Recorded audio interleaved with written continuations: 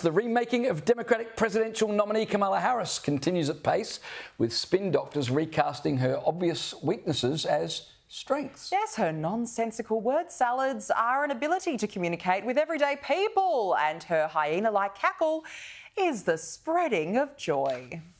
All the things that make me mad about those other guys and all the things they do wrong, the one thing that I will not forgive them for is they try to steal the joy from this country. They try and steal the joy.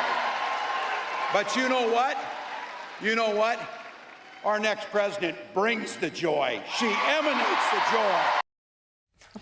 Joining us now is commentator and journalist Brad Polumbo. Brad, the Dems are asking people to vote for joy.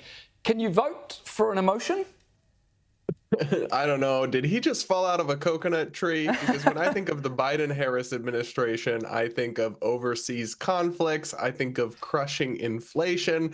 I think of word salad and cackling and an old man looking lost and confused. And I think of a country where most Americans fundamentally think things are on the wrong track. There's a lot of words for that, but for me, joy just isn't one of them. I mean, it really seems that they've got to push blatantly fake narratives about Kamala Harris because she's not popular. She's never been popular. And they've had to try to shoehorn her in as some sort of popular candidate because Joe Biden just had to go.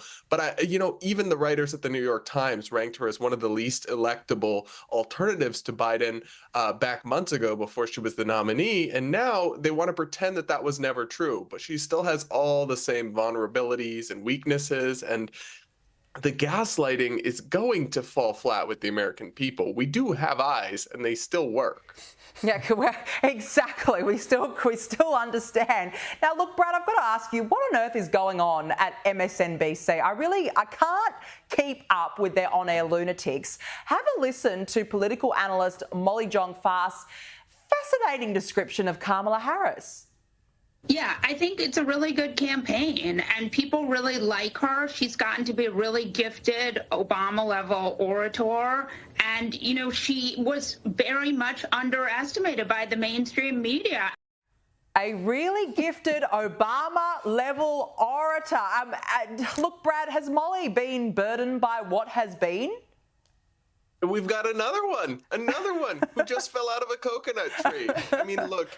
This is insane. This is absurd. This requires either a willful ignorance of all of Kamala's many gaffes and weird ramblings and odd laughs, or just a total willingness to be dishonest with the American people. And unfortunately, at this point, I do suspect it is the latter. Kamala is many things, and obviously, like any politician, she has her strengths and her weaknesses, but being a compelling orator like Barack Obama is just not one of them. I mean, she took the be unburdened from what has been literally and decided to be unburdened from reality, from truth, from fact, from what we've all seen. I mean, look, this would be like somebody telling you that Donald Trump, who loves Donald Trump, is like, yeah, he's got the body of a swimsuit model, right? We all have our strengths and our weaknesses. Let's just be honest about them for once. Goodness sake.